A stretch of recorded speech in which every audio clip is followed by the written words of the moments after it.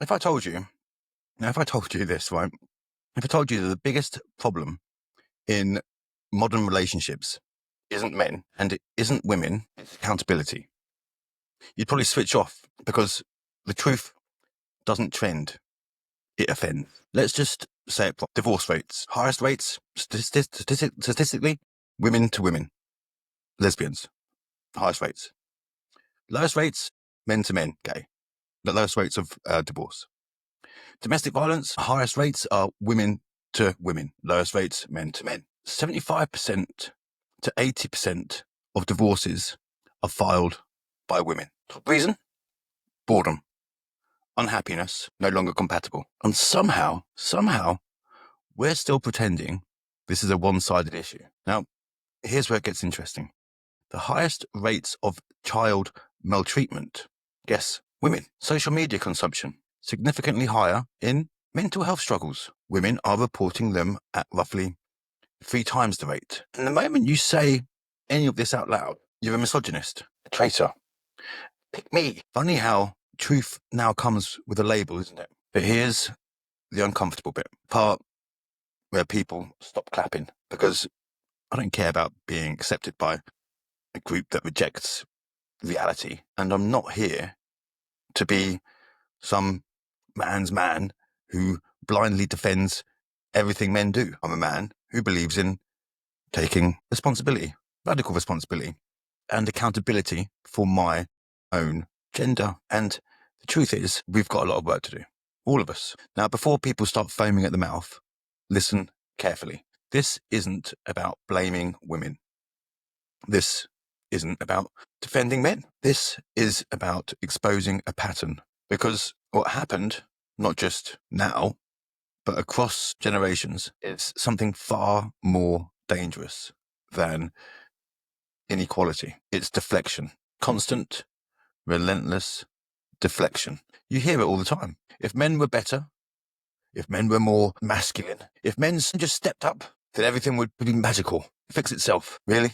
Really? So your behavior, your discipline, your values only exist if someone else earns it first. Because that's not empowerment, is it? That's dependency, dressed up as strength. Let me ask you something. If your life isn't where you want it to be, is it really because of the opposite gender? Or is it just a convenient story? Because blaming men is easy.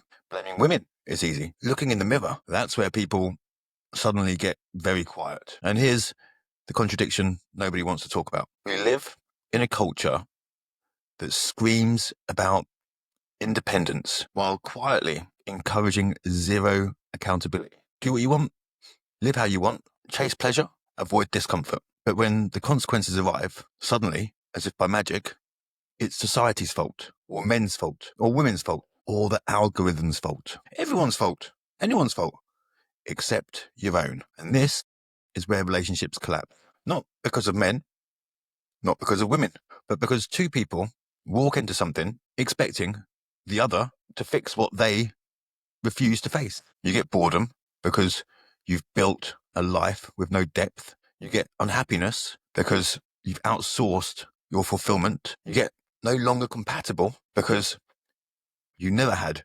standards, just feelings. Here's a pattern interrupt for you.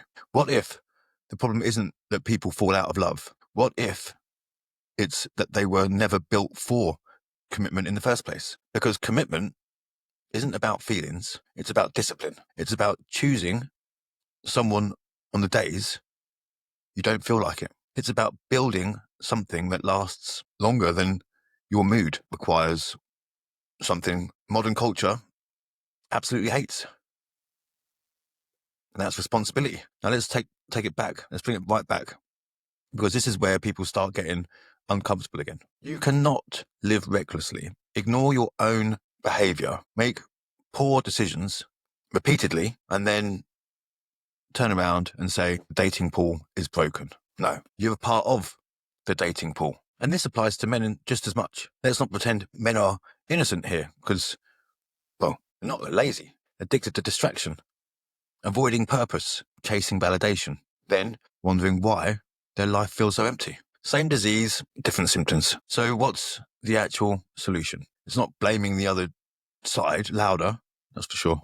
It's not picking a team and it's not shouting statistics at each other like it's, I don't know, some kind of gender war. We could have like gender war Olympics, couldn't we? It's really this. Radical responsibility. Not everything is your fault, but everything in your life is your responsibility.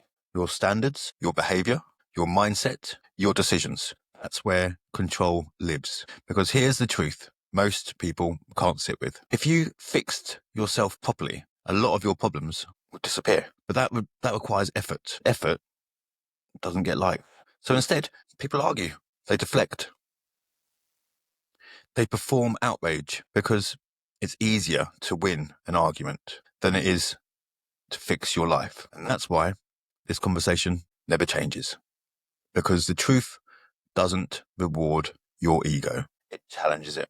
So I'll leave you with this. If everyone around you is the problem, at what point do you start asking, what role am I playing in all of this? Because the answer to that question changes everything.